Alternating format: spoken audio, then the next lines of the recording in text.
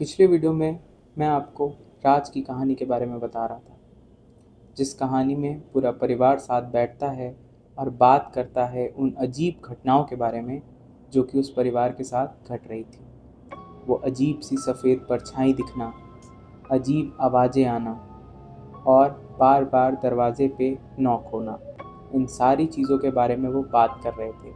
और मैंने वो स्टोरी में आपको ये बताया था कि उस परिवार के एक बुज़ुर्ग ने बोला था कि जिस दिन से राज के भैया के ससुर उस घर पे आकर के गए हैं, उसी दिन से ये सारी घटनाएं शुरू हो चुकी हैं।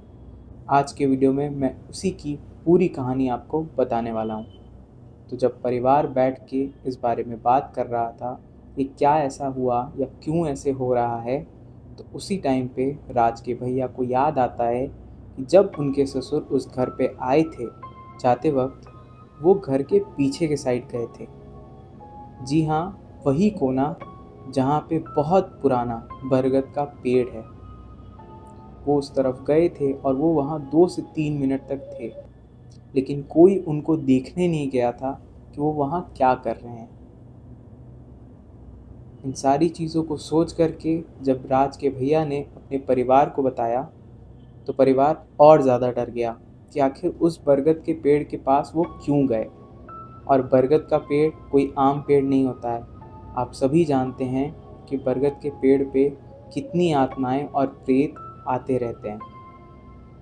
तो ऐसा क्या था कि राज के भाई के ससुर वहाँ गए और फिर वहाँ से आए तो उन्होंने इतनी बड़ी बात बोली कि कुछ रिश्ते ऊपर वाला बनाता है और कुछ रिश्तों की सज़ा इंसान खुद चुनता है। ये सारी घटनाएं जब राज के भैया ने पूरे परिवार को बताई तो परिवार डरा, लेकिन फिर भी वहाँ उनकी माता ने ये बात बोला कि जब हम लोग गुरुजी में विश्वास रखते हैं तो हम अपने गुरुजी को मिलेंगे। ये वही गुरुजी थे जिन्होंने वो ताबीज़ उनको दिया था जो कि उनके परिवार को सुरक्षित रख सकता था। पूरा परिवार फैसला लेता है कि पूरा परिवार उन गुरुजी से मिलने जाएगा और अगले ही दिन सुबह सुबह वो पूरा परिवार मणिकर्णिका घाट पे गया। मणिकर्णिका घाट, जी हाँ, ये वही बनारस का सबसे प्रसिद्ध घाट है जहाँ पे दाह संस्कार किया जाता है और इसे महाश्मशान के नाम से भी जाना जाता है। कहा जाता है कि ये वही घाट है जहाँ पे आग या अग्नि कभी भी नहीं बुझती है। यहाँ पे लाशों का आना जाना लगा रहता है और ये भी कहते हैं कि बनारस के इस घाट पे अगर किसी को मुखाग्नि दी जाए तो उसके आत्मा को सीधा मुक्ति मिल जाती है। यहीं पे वो महाराज जी या बाबा जी आप कह सकते हैं, वो वहीं पे थे और परिवार वहाँ पे जाता है। जब परिवार के सारे सदस्य उन बाबा जी के पास जाते हैं तो वो पहले ही उनको देख कर के कह देते हैं, रुक जाओ, अभी मेरे पास मत आना। और ये बात सुन कर के परिवार के सारे सदस्य डर जाते हैं। इस चीज़ पे महाराज जी फिर अपने शिष्य को बुलाते हैं और उनसे बोलते हैं कि जाओ गंगा जल लेकर के आओ। और फिर उनके शिष्य गंगा जल ले कर के आते हैं और फिर पूरे परिवार पे छिड़कते हैं। छिड़कने के बाद वो उनसे बोलते हैं कि अब तुम अंदर आ सकते हो।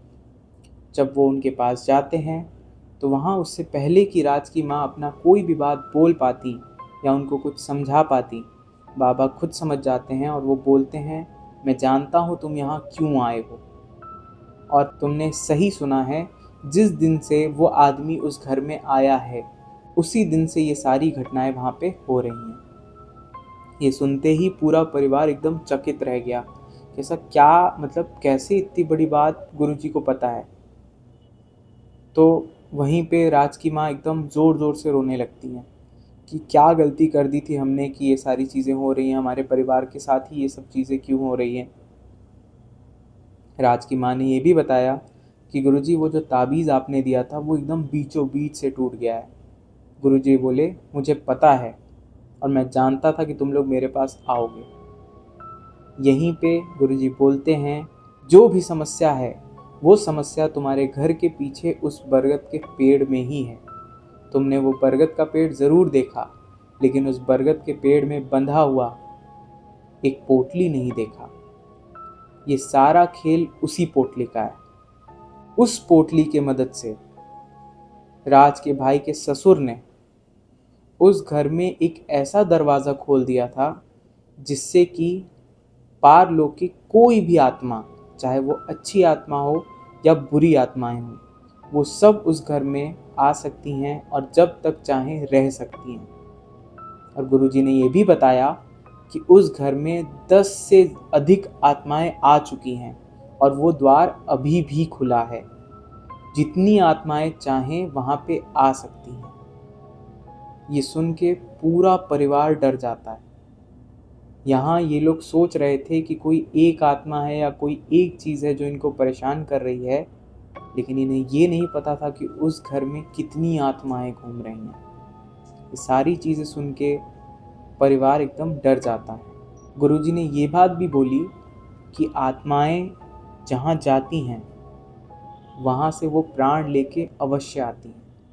यानी कि उनका कहना था कि उस घर में अगर आत्मा आई है तो वो किसी न किसी का जान ले करके जाएगी। ये बात सुनते ही सब तो डरे, लेकिन राज की माँ वहीं फूट फूट के रोने लगी। उनके दिमाग में बस यही बात आ रही थी कि किस सदस्य के प्राण पे बन आया या क्या गलती हो गई उनसे। वो इतना भक्ति करती थी फिर भी उनके साथ में ही ये सारी चीज़ें क्यों हो रही हैं। तो वो रोते रोते गुरुजी को कहती हैं कि गुरुजी कुछ तो करिए, हम लोग को इस चीज़ से कैसे इससे हम बच सकते हैं। तो गुरुजी उनको बताते हैं कि पूर्णिमा की रात को तुम्हारे यहाँ हवन करना पड़ेगा, और वो भी कोई छोटा हवन नहीं, काफ़ी विशाल हवन करना पड़ेगा जिसमें मैं और मेरे कई सारे साथी आएंगे और उस हवन को करेंगे। क्योंकि ये एक शक्ति नहीं है जो तुम्हारे घर में है, ये कई सारी शक्तियाँ हैं जिनसे हमें लड़ना है और उनको हराना है। ये सुन के परिवार ने कहा कि ठीक है गुरुजी, आप जब बोलोगे, जैसे बोलोगे वैसे ही हम लोग करने वाले हैं। कोई भी यही काम करता। तो गुरुजी ने उनको बोला कि 2 दिन बाद पूर्णिमा की रात है, उसी दिन मैं आऊँगा और मेरे शिष्य सारे आएंगे। उसी दिन बैठ कर के हम आपके यहाँ हवन करने वाले हैं, और यही एक चारा है और कोई चारा नहीं है। उन्होंने उनको ये भी सख्ती से बोला कि उस 2 दिन में तुमको घर के बाहर नहीं निकलना है। घर के बाहर निकलना मतलब तुम्हारी जान को खतरा है, किसी भी तरीके का खतरा हो सकता है। तो वहाँ परिवार रोने लगा कि नहीं, हम लोग तो काम करते हैं, हम लोग को कुछ ना कुछ ज़रूरत पड़ ही गया या फिर कुछ ऐसा हो गया तो कैसे निकलेंगे।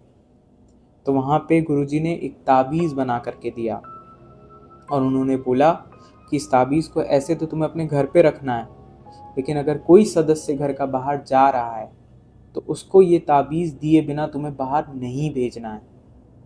तो इस पे परिवार कहीं ना कहीं मान जाता है और वो कहता है ठीक है गुरुजी, आप जैसा बोल रहे हैं वैसा ही हम करने वाले हैं। जैसे तैसे 2 दिन उस परिवार में बीतते हैं। ऐसा नहीं था कि वो 2 दिन बहुत शांत थे उस परिवार में। वही सारी घटनाएं, या फिर आप कह सकते हो उससे कहीं ज़्यादा लेवल की घटनाएं वहाँ पे हो रही थी। अजीब अजीब आवाज़ें आना, और अब तो एक आवाज़ें नहीं, कई सारी आवाज़ें वहाँ परिवार को सुनने को मिल रही थी। जैसे परिवार को सुनने में आ रहा है कि सीढ़ी पे किसी के पायल की आवाज़ आ रही है, कोई चल रहा है। रूम की बालकनी में कोई चल रहा है। छत के बॉर्डर पे जो आगे का हिस्सा होता है, ऐसा लग रहा है वहाँ से कोई चल रहा है और बार बार नीचे की तरफ गिर रहा है। गिरने का आवाज़, चिल्लाने का आवाज़ बार बार आ रहा है। लेकिन परिवार को पता था कि ये कहीं ना कहीं एक चाल है या कोई खतरा है। इस वजह से कोई भी सदस्य बाहर निकल करके उस खतरे के पास नहीं जाता है। 2 दिन जैसे तैसे वो बिताते हैं और 2 दिन बाद आ जाती है पूर्णिमा की रात, जिस दिन गुरुजी को वहाँ पूजा करना था। गुरुजी हवन की सारी सामग्री, सारी चीज़ें अपने सारे साथियों और शिष्यों के साथ वहाँ आते हैं। पूरा हवन की वो तैयारी करते हैं और हवन होना शुरू होता है ठीक रात में 8 बजे। और ये हवन इतना आसान नहीं था। यह हवन 8 बजे से जैसे ही ये हवन शुरू होता है, उसी टाइम हर जगह अजीब सा आवाज़ें, पूरा एकदम अजीब माहौल हो जाता है। अजीब अजीब से चीखने की आवाज़ें आने लगती हैं, बर्तन गिर रहा है, घर के सारे सामान इधर उधर पटक रहे हैं। बहुत सारी ऐसी घटनाएं होती हैं जिससे कि परिवार एकदम सिहर जाता है, एकदम डर जाता है। फिर भी गुरुजी बोलते हैं कोई भी अपनी जगह से नहीं हिलेगा, यहीं खड़े रहो या जो बैठे हो वो बैठे रहो। पूरा परिवार वहीं रहता है। पूरी रात हवन चलती है और ये हवन ख़त्म होता है 4 बजे। ठीक 4 बजे जब गुरुजी बोलते हैं राज के भैया को कि जाओ जाओ और उस बरगद के पेड़ से वो पोटली उठा करके लेकर के आओ। राज के भैया काफ़ी डरे डरे रहते हैं, फिर भी गुरुजी के कहा अनुसार वो वहाँ जाते हैं और उस बरगद के पेड़ से उस पोटली को उठाने की कोशिश करते हैं। दोस्तों, मैं आपको बोल रहा हूँ पोटली थी। पोटली क्या ही होगा, एकदम हल्का सा कोई चीज़। लेकिन उस दिन जब राज के भैया उस पोटली को उठा रहे थे तो उनको ऐसा लग रहा था कि वो किसी इंसान को उठा रहे हैं। वो इतना भारी था। राज के भैया बहुत मुश्किल से उसको उठा पाते हैं, लेकिन उठाते ही वो वहीं पे उसको लेकर के गिर जाते हैं।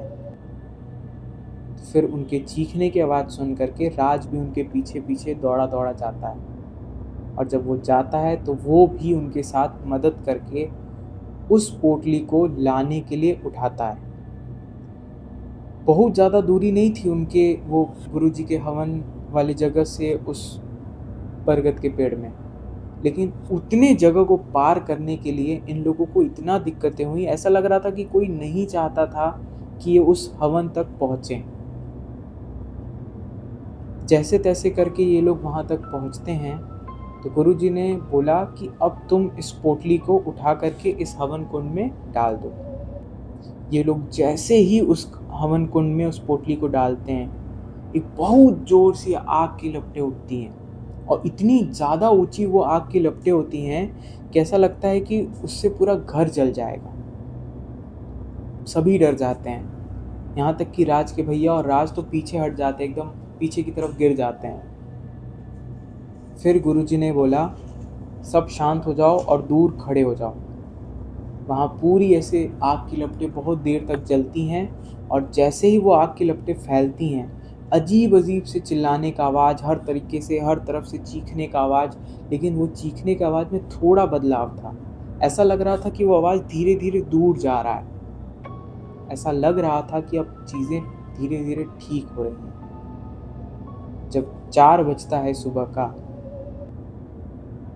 तो गुरुजी बोलते हैं कि अब ये पूजा पूरी तरीके से समाप्त होती है, और जो तुम लोग के साथ घट रहा था अब वो नहीं होगा। ना बोल के गुरुजी अपने सारे साथियों और शिष्यों के साथ वहाँ से चले जाते हैं। लेकिन दोस्तों, आपको क्या लग रहा है, ये चीज़ें यहीं पे ख़त्म हो गई? गुरुजी का कहना था कि अब तुम्हारे घर में शांति रहेगी। शांति उनके घर में ज़रूर आ गई थी, लेकिन उनके परिवार में घोर अशांति फैल गई, क्योंकि वो दिन है और आज का दिन है।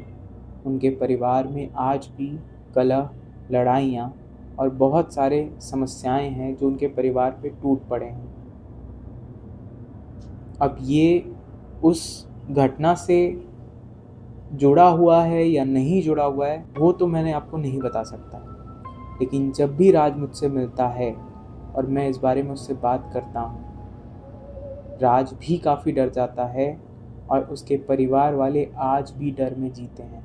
वो आज भी यही सोचते हैं कि क्या ऐसा गलती किया था उन्होंने कि इतना बड़ा सज़ा उनको मिला। तो ये थी राज की कहानी, जो कि इस तरीके से अंत होती है।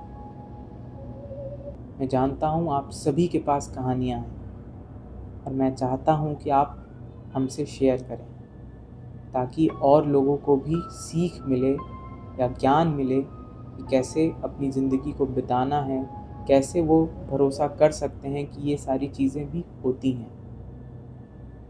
यहाँ नीचे मेरा ईमेल आईडी आ रहा होगा, आप उस पर अपनी स्टोरीज़ शेयर कर सकते हैं। इस वीडियो को लाइक कर लें, चैनल को सब्सक्राइब कर लें, और बेल आइकन दबाना बिल्कुल मत भूलिएगा। मिलते हैं एक नए वीडियो के साथ, तब तक के लिए गुड बाय।